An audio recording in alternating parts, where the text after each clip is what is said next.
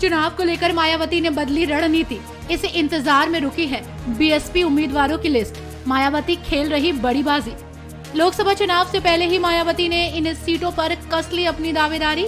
योगी और अखिलेश पर माया की रणनीति कितनी पड़ेगी भारी। लोकसभा चुनाव के लिए मायावती बिछा रही है अपना मायाजाल। मुस्लिम बाहुल्य क्षेत्र में खड़ा करेंगी अपनी टीम का सबसे दमदार खिलाड़ी। लोकसभा चुनाव के लिए भाजपा और समाजवादी पार्टी ने उम्मीदवारों की घोषणा भले ही कर दी हो, पर बसपा में अभी मंथन जारी है। बहुजन समाज पार्टी इस बार प्रत्याशियों की खोज में देरी लगा रही है। अमूमन हर आम चुनाव में बहुजन समाज पार्टी की सूची 6 महीने से साल भर तक पहले ही आ जाती है, लेकिन इस बार चुनाव को मात्र 2-3 महीने ही बचे हैं। इसके बावजूद बसपा एक भी प्रत्याशी की सूची जारी नहीं कर पाई और न ही लोकसभा के प्रभारियों की लिस्ट भी सामने आई।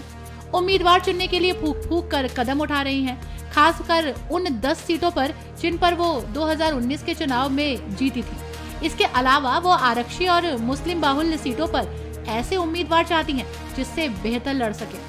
बसपा ने 10 सीटों पर पिछला चुनाव जीता था। अंबेडकर नगर, अमरोहा, बिजनौर, गाजीपुर, घोसी, जौनपुर, लालगंज, नगीना, सहारनपुर और श्रावस्ती सीटें हैं।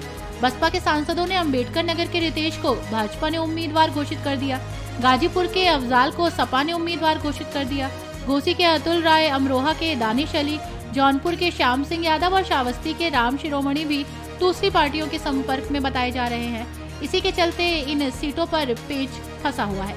बसपा सुप्रीमो मायावती इन सीटों के अलावा मुस्लिम बाहुल्य और आरक्षी सीटों पर मजबूत उम्मीदवार चाहती है, इसलिए अभी तक उम्मीदवारों के नामों को अंतिम रूप नहीं दिया जा रहा है। बसपा सुप्रीमो ने मंडल कोऑर्डिनेटर से उम्मीदवारों का पैनल मांगा था। मंगलवार पैनल तो मिल चुका है, लेकिन सूत्रों का कहना है कि अधिकतर सीटों पर दमदार उम्मीदवारों के नाम नहीं है। बताया तो ये भी जा रहा है कि कुछ कोऑर्डिनेटर्स से भी चुनाव लड़ने के बारे में पूछा गया था, लेकिन उन्होंने मना कर दिया। Bureau report, chain of today.